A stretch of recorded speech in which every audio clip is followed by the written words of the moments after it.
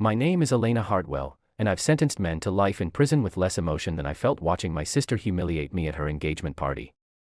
The crystal ballroom at the Meridian Hotel sparkled like something out of a fairy tale. 200 guests mingled beneath cascading chandeliers, their laughter mixing with the soft notes of a live string quartet. Everyone looked expensive, the kind of expensive that comes from old money and older secrets. I stood near the champagne fountain, invisible in my simple black dress, watching Victoria hold court like the queen she'd always believed herself to be. At 28, she was still stunning, blonde hair that caught light like spun gold, a laugh that made men lean closer, and the kind of confidence that came from never being told no. She hadn't seen me yet.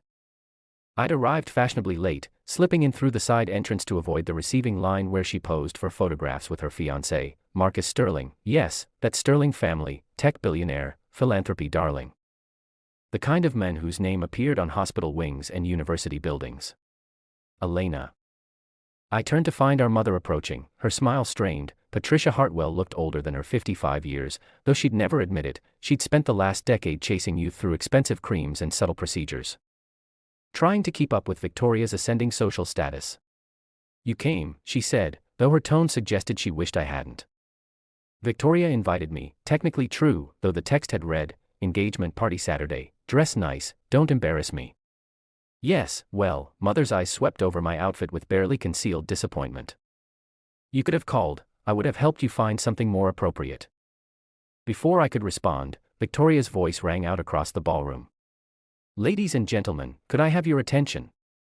The crowd turned toward the small stage where Victoria stood radiant in a designer gown that probably cost more than most people's cars. Marcus stood beside her, tall and distinguished, his arm wrapped protectively around her waist. Thank you all for being here tonight, Victoria began, her voice carrying easily across the room. Marcus and I are so grateful to celebrate this next chapter of our lives with the people who matter most to us. I noticed she didn't look in my direction. I know some of you are wondering how a small-town girl like me managed to catch someone like Marcus, she continued, earning appreciative laughter. The truth is, I've always believed in reaching for the stars. My family taught me that success comes to those who aren't afraid to dream big. Our father nodded approvingly from his table near the front. He'd been absent for most of our childhood, traveling for work, he claimed. But he never missed an opportunity to bask in Victoria's reflected glory. Speaking of family, Victoria's eyes finally found mine across the room. I want to acknowledge my older sister, Elena. She's here tonight, hiding in the back corner as usual. Heat rose in my cheeks as heads turned to locate me. I forced a smile and gave a small wave. Elena's always been the practical one, Victoria continued, her tone affectionate but condescending. While I was off chasing dreams, she stayed home and focused on, well, let's just say she's very good at paperwork. Polite laughter rippled through the crowd. I felt my jaw tighten. She works for the county, clerical stuff, filing, you know how it is, someone has to keep the bureaucrats organized, Victoria giggled. As if my career was a charming quirk, I keep telling her she should aim higher, but Elena's always been content with simple things. The laughter was louder now. I caught sight of Marcus's business associates exchanging amused glances. One woman whispered something to her companion behind her hand. Anyway, Victoria raised her champagne flute. Here's to family, even the ones who choose the safe path. The crowd cheered and drank. I remained perfectly still, my own glass untouched. After the toast, the party resumed its buzzing energy. I considered leaving. I'd made my appearance, fulfilled my sisterly duty, but something kept me rooted in place. Maybe it was the satisfied smirk on Victoria's face, or the way our parents had laughed along with her casual cruelty. Elena Hartwell. I turned to find a distinguished older woman approaching. She was perhaps 60, with silver hair and intelligent eyes behind designer glasses. Yes, Margaret Donnelly. She extended her hand. I thought that was you. I was in your courtroom last month for the Henderson case. My blood went cold. I glanced around quickly, but no one seemed to be paying attention to our conversation. I'm sorry, I said quietly. I think you have me confused with someone else. Margaret's eyebrows rose. Oh, I don't think so, Judge Hartwell, Superior Court, the Henderson embezzlement trial. You gave quite an impressive sentence, 15 years, if I recall correctly. The prosecution team was thrilled. Before I could respond, Marcus Sterling appeared beside us. Mrs. Donnelly, how wonderful to see you. He kissed her cheek warmly. I hope you're enjoying the party. Oh, Marcus, it's lovely. I was just speaking with Judge Hartwell here. I had no idea Victoria's sister was the Elena Hartwell. Marcus's smile faltered slightly. I'm sorry, I think there's been a misunderstanding. This is she works in, what was it, county administration? Margaret looked confused. No, dear, this is Judge Elena Hartwell, Superior Court, 14th District. I should know, I've been covering legal affairs for the Tribune for 20 years, the color drained from Marcus's face. Judge, I met his gaze steadily. Superior Court Judge Elena Hartwell, appointed 3 years ago, but Victoria said. He trailed off. Clearly processing the implications. What exactly did Victoria say? I asked, though I already knew. Margaret looked between us, sensing tension. Perhaps I should. No, I said firmly, please, stay. I'd like to hear what my sister told everyone about my career. Marcus loosened his tie slightly. She said you worked in county records, filing, administrative support. She made it sound like I was a secretary. I finished. The word hung in the air like an accusation. Margaret's eyes widened with understanding. Oh my, she whispered. I could see Victoria across the room, still holding court with a group of Marcus's friends. She was animated, gesturing expressively as she told some story that had everyone laughing. She had no idea her carefully constructed narrative was unraveling 20 feet away. Elena, Marcus said slowly, do you mind if I ask, what kind of cases do you handle? Felonies? Mostly, white-collar crime, organized fraud, corruption cases. I sentenced a former city councilman to 12 years just last week. I paused. The Tribune covered it extensively, didn't they? Margaret nodded. Front page. Judge Hartwell's reputation for tough sentencing has made her quite well known in legal circles. Marcus was staring at me like he was seeing me for the first time. Victoria never mentioned. Victoria doesn't ask about my work, I said simply. She decided long ago what my life looked like, and asking questions might have complicated that story, but surely your parents are very proud of Victoria. I interrupted, my accomplishments don't fit the family narrative as neatly.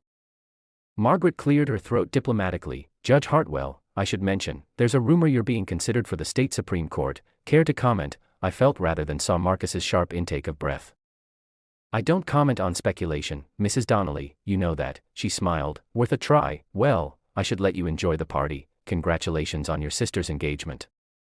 After she left, Marcus and I stood in uncomfortable silence. Around us, the party continued its glittering facade, but something fundamental had shifted. Why didn't you correct her? He asked finally. During her speech, I considered the question. Would you have believed me, or would you have assumed I was the jealous sister trying to steal her moment? He had no answer for that. Elena, Victoria's voice cut through the air as she approached, her cheeks flushed with champagne and excitement. There you are. I was just telling the Pemberton family about your little job with the county. They thought it was so sweet. Actually, Vic, Marcus interrupted, I think there might be some confusion about Elena's work. Victoria's smile flickered. Confusion? What do you mean? She's not a county clerk, Marcus said carefully. She's a judge. The word landed like a physical blow. Victoria's face went through a series of micro-expressions. Confusion, disbelief, then something approaching horror. What? Superior Court Judge Elena Hartwell, I said calmly. I've held the position for 3 years. Victoria's champagne glass slipped from her fingers, shattering against the marble floor. The sound seemed to echo in the sudden quiet that had fallen around us. That's not possible, she whispered. Why? Because you decided it wasn't. People were staring now. Conversations had died as guests sensed drama unfolding. Elena's being modest, Victoria said loudly, forcing a laugh. She's probably talking about traffic court or something small like that. The Henderson embezzlement case, Margaret Donnelly's voice carried from nearby. 15-year sentence. Made national news. Victoria's face went white. The Westfield corruption trial, someone else added. I saw it on the news. Judge Hartwell presiding. Marcus looked at Victoria with something approaching alarm. You told me she filed papers for a living. I thought, Victoria stammered, then turned on me with sudden fury. Why didn't you tell me? The question was so absurd I almost laughed. When, during the 5-minute phone calls where you talked only about yourself? Or maybe during the family dinners I stopped being invited to 3 years ago. That's not, you could have said. I tried, I said quietly. When I graduated law school, when I passed the bar, when I was appointed to the bench, I sent announcements. Made calls. Do you know what Dad said when I told him about the appointment? That's nice. Honey, did you hear Victoria's getting engaged? The silence around us was deafening. Even the string quartet had stopped playing. You let me look like a fool. Victoria hissed. You did that yourself, I replied. I just stopped correcting the story you insisted on telling. Marcus was staring at Victoria like he'd never seen her before. You lied to me, about your own sister. I didn't lie, I just. She never talks about work, and I assumed, you assumed I was failure, I said, not unkindly. It was easier than admitting you'd never bothered to learn who I actually became. Victoria's tears were real now, streaming down her perfectly made-up face. Around us, guests whispered behind their hands. Phones appeared as people began Googling my name. Elena. Our mother appeared suddenly, her face pale. Perhaps we should what, Mom? Continue pretending I don't exist unless it's convenient for you. She recoiled as if I'd slapped her. I looked around the room, at the shocked faces, the judging stares, the family that had never seen me clearly, for a moment. I felt the familiar urge to apologize, to smooth things over, to make myself small again. Instead, I straightened my shoulders. Thank you for the invitation, Victoria. I hope you and Marcus will be very happy together. I turned to him.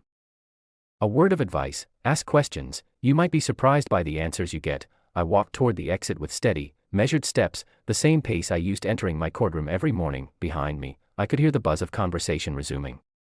Louder now, charged with scandal and speculation. Elena, wait. I turned to find Marcus hurrying after me. What else don't I know? He asked breathlessly. I studied his face, handsome, privileged, but not unkind. About Victoria.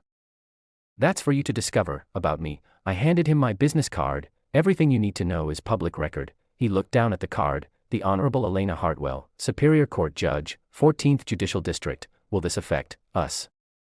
The engagement, that depends, I said, on whether you can love someone you've never really known. I left him standing there, still staring at my card. Outside, the night air was cool and clean. I walked to my car slowly, savoring the quiet after the glittering chaos of the ballroom. My phone buzzed with text messages, some from Victoria, others from family members who'd suddenly remembered I existed. I deleted them without reading. Tomorrow, I would return to my courtroom, to cases that mattered, to a life I'd built entirely on my own terms. Tonight, I drove home to my quiet house with its walls lined with law books and commendations, knowing that for the first time in my life, my family had finally seen me clearly. The truth had a weight to it that no amount of champagne and crystal could match, and I was perfectly content to carry it alone. Friends, if you enjoyed the story and want to hear more just like it, don't forget to like the video, drop a comment with your thoughts and subscribe for more stories.